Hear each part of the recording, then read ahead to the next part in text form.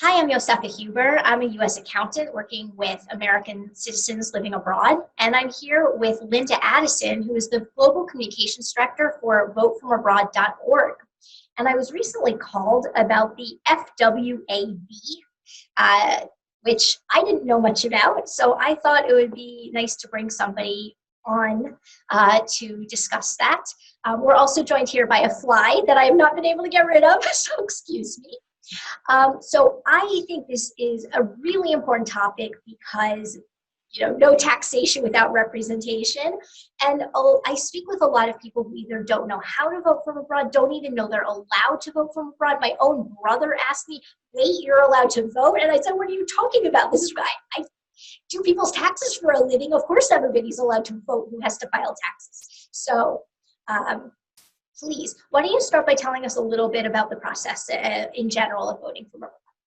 Sure. Well, so it all starts with the Department of Defense, actually. And there's an act called the UOCAVA Act, which is Uniform Overseas Citizens, and that protects our right as U.S. citizens who live abroad, is our right to vote. So all U.S. citizens, wherever they are in the world, have the right to vote in federal elections. Because of the way our election system is set up, we vote in the state we last lived in. So some states then will restrict whether you can vote for state and local offices or not. A lot of it has to do with your intention to return, different things like that. But all U.S. citizens have the right to vote in all federal elections. The process is pretty simple.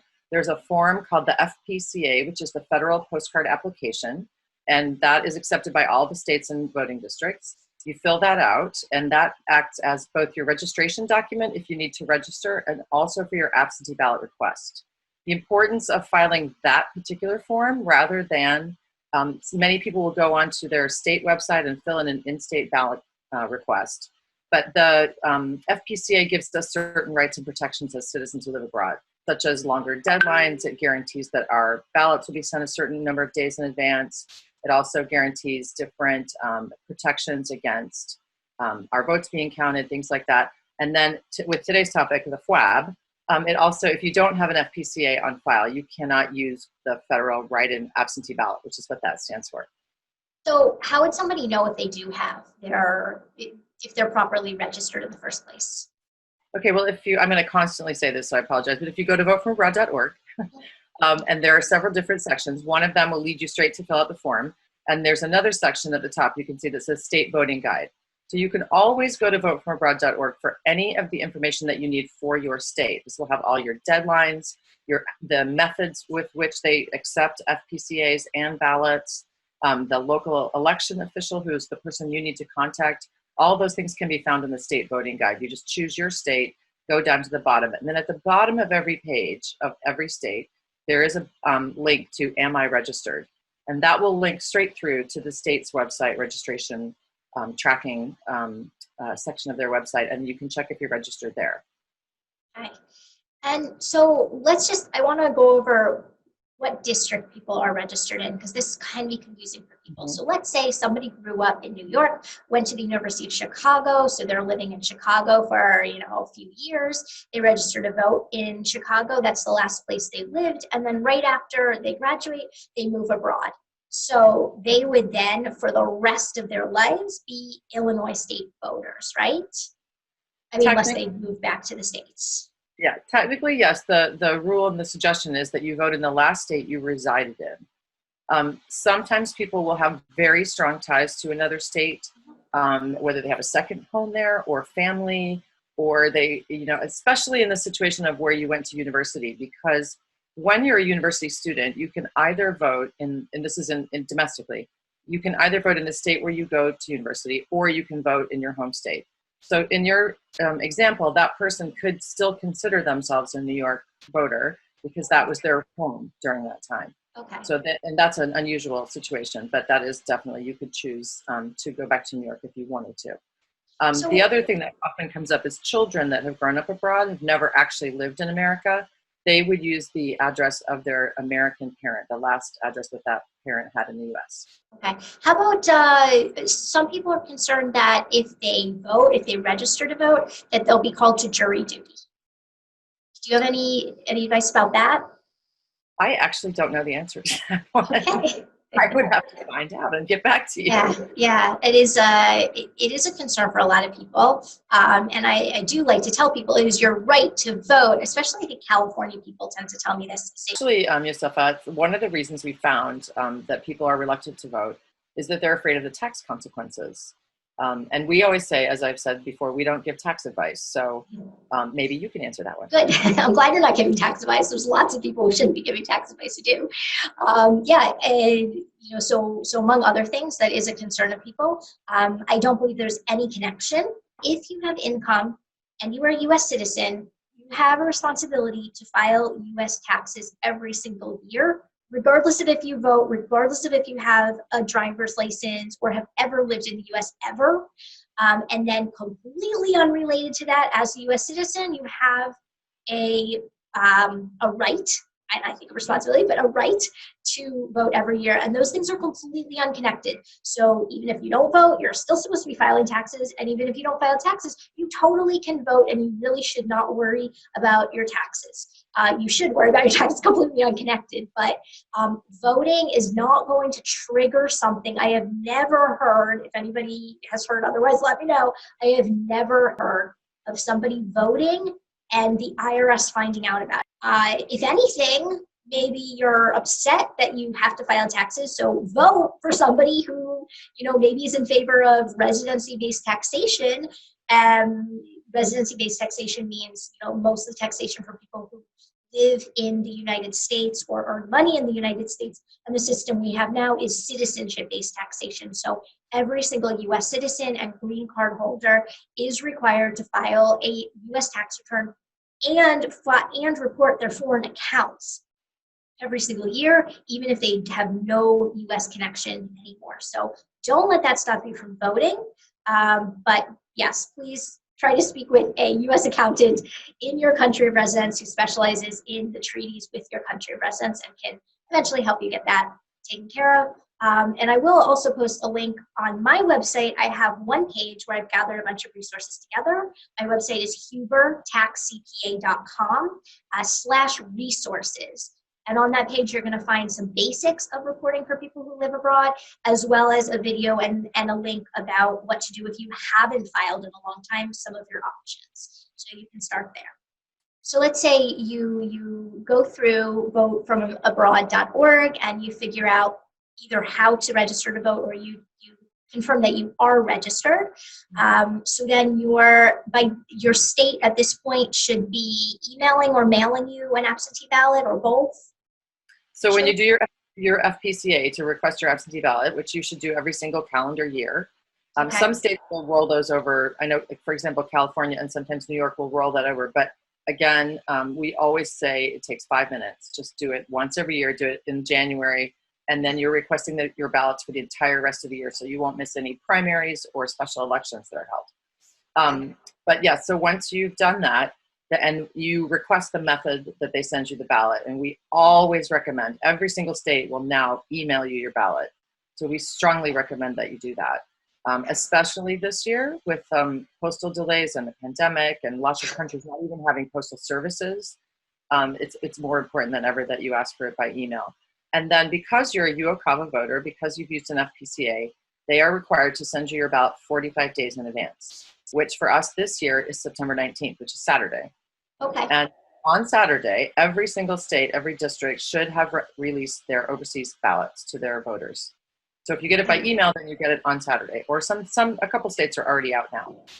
Okay. Then you need to check based on your state how you actually submit that. So some states allow you to fax it in, right? Mm-hmm. And are there some states that allow you to email it as well?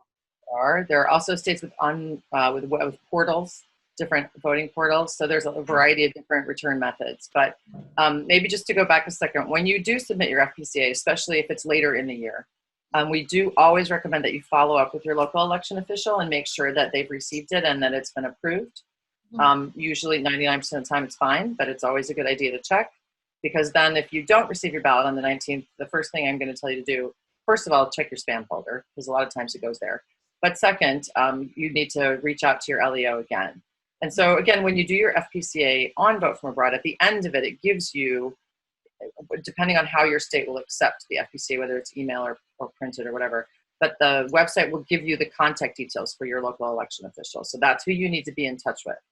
And if you haven't received your ballot by the 19th, that's who you need to be in touch with. Okay, so I think first step is check your spam filter if you haven't gotten it. So then you can vote by any number of means. Let's say you fax it, you drop it in the portal, you stick it in the mail. So first question, can you do more than one? Can you fax it and stick it in the mail? No, you Same can't. thing. You can't. Okay. No, you can't. Okay.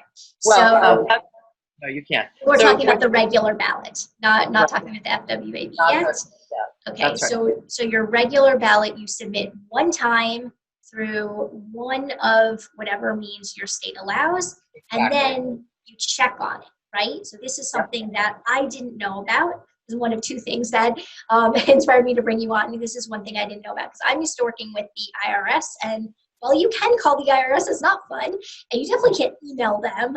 Usually, no news is good news. So I was really surprised to learn that there are actually humans, getting accepting your ballot who will actually say, yes, we got your ballot. So if we go to voteforabroad.org, will we find the correct email addresses or phone numbers to call to check on our ballots per state? Okay. And Yep, is exactly. it local or county? When you file your FPCA, that information will be emailed to you, or it'll be one of the things you download. If you lose it for any reason, or you just can't find it again, you just go back to voteforabroad.org to the state voting guide, choose your state, choose your jurisdiction again, and it will tell you again who it is. And the other thing I would say is there are other portals that can be used. One of them is the FWAP, which is the Federal Voting Assistance Program. And that is the actual government body that runs all of the overseas and military voting. But our website is actually more up to date because we have a team of volunteers who reach out constantly to the state secretaries of state to get updates. And this year, there have been a huge number of changes. Many states, for example, that only would accept ballots by postal mail, this year have made special exceptions for overseas voters, and either to have longer return deadlines or to accept it in an electronic method, which they hadn't before. But yes, there's our real life people at the other end, the local election. And they're going to be very busy this year with absentee ballots. So yeah, we have a soft spot in our heart for them. They work very hard.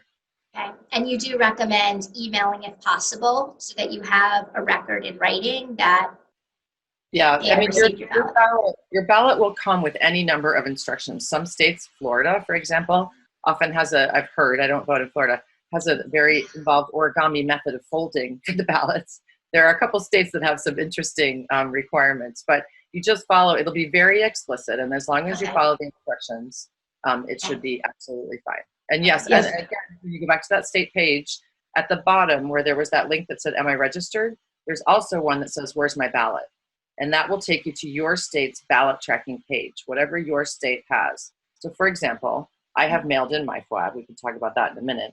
But I went yesterday just to check and see if it had been received yet. It has not, but I only mailed it a week ago. But so there is a way to check that. But I was able to check my primary ballot, for example, and found that it was delivered pretty quickly. So let's say I do, vote in Florida and I have a hanging chat or I haven't, folded it the right way or something. Is that something that they will also confirm, or they don't look at it? They just say, yeah, we got something with your name on it. Up until the actual election day, it'll just be whether it was received or not. So the other thing that interested me is that somebody called me explaining the FWAB, and I didn't know about that. And when they called, I said, yeah, I'm going to vote. I got it. Thanks for calling. And so she explained that, and that was new to me. And I was a little shocked. I said, wait, what? You want me to vote twice? I thought that was illegal. So explain a little bit about what does that stand for, first of all? Absolutely. First of all, it is super confusing, and even those of us that have done this for years find it confusing. So no one should think any less of themselves for not understanding it right away. So there's a thing called the federal write-in absentee ballot. It was originally designed for when they used to send the ballots out by mail. If you didn't get your ballot in time or got lost or something, and you were worried that you weren't going to be able to send it back in time, they have a form. And again, it's on the FWAP.gov website. And you print it off, and it's a blank write-in ballot for federal offices. So it will say president, vice president, senator, congressperson. Those are your federal offices. And that's what it was meant for, was if you didn't get your ballot, that you could then write in Either you can write in either the candidate's name or even just the party if you're worried about spelling something wrong, which they're pretty gracious about. But anyway, so usually we didn't start talking about that until about the middle of October when people were getting worried.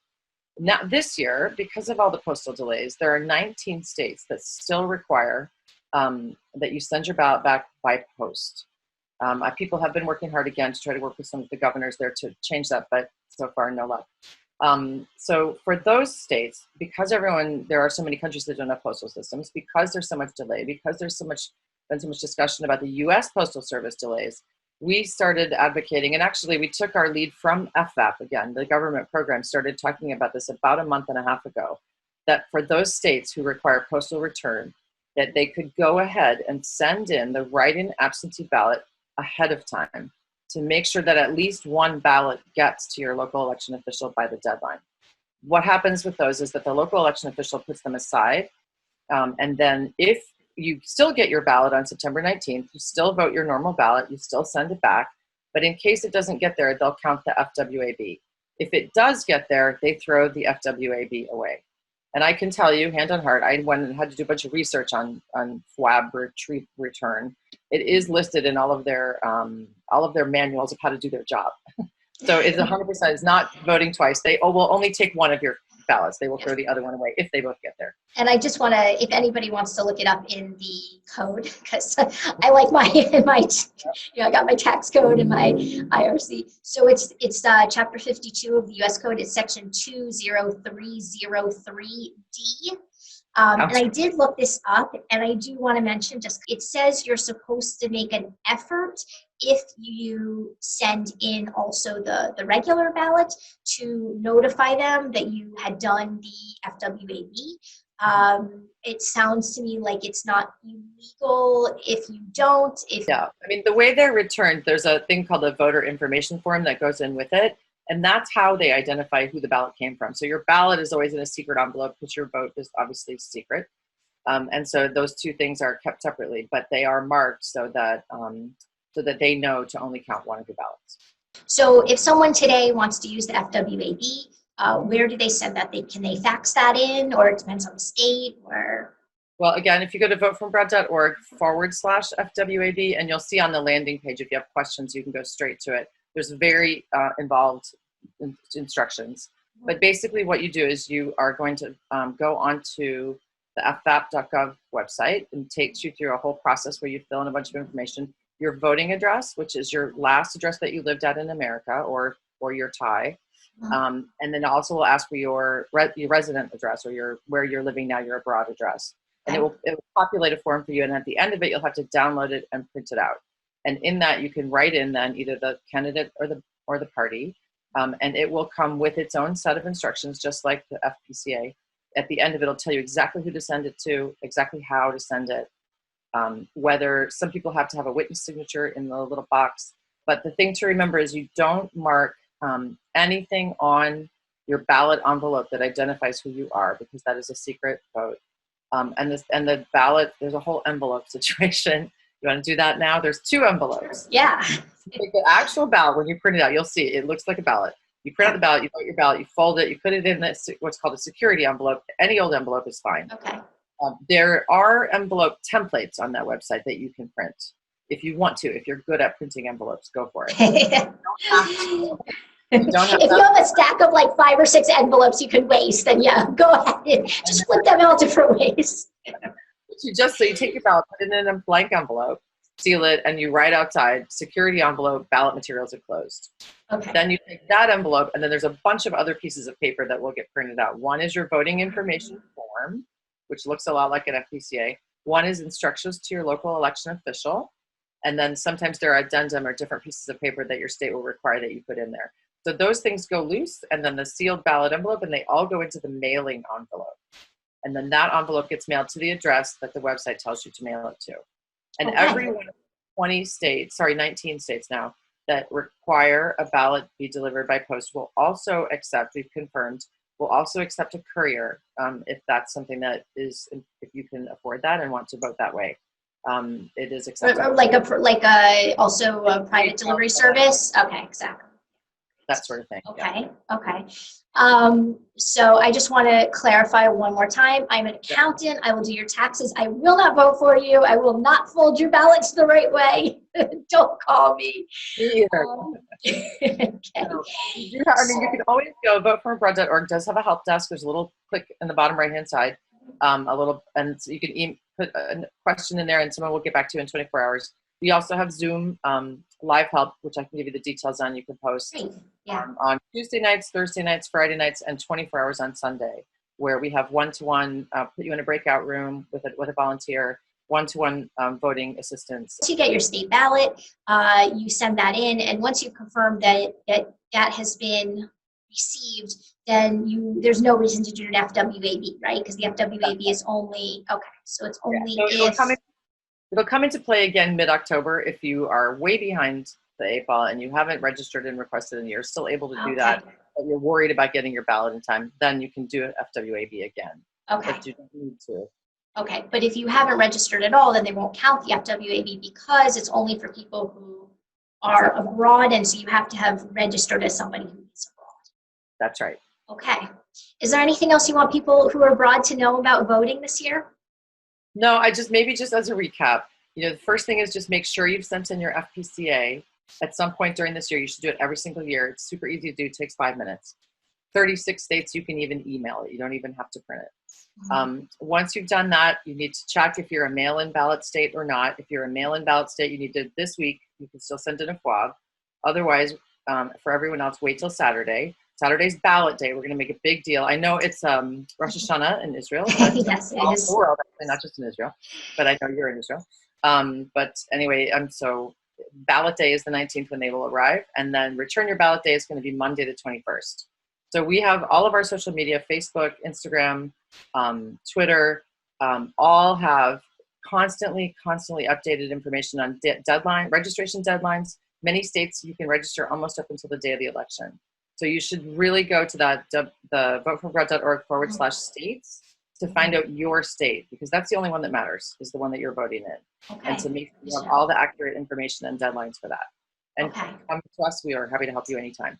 Okay, so Rosh Hashanah starts Friday night, and so it's Saturday and Sunday, and then when it ends on Sunday night, you can go ahead and print your ballot and fill it out and get that in. Okay, thank you so much for your time. Sure, and good luck with your very busy schedule for the next few weeks. Well, there are 6.5 million eligible voters that live outside the U.S. Yeah. Very nice. Okay, great. Have a great week. Okay, thanks for having me. Thank you. Bye.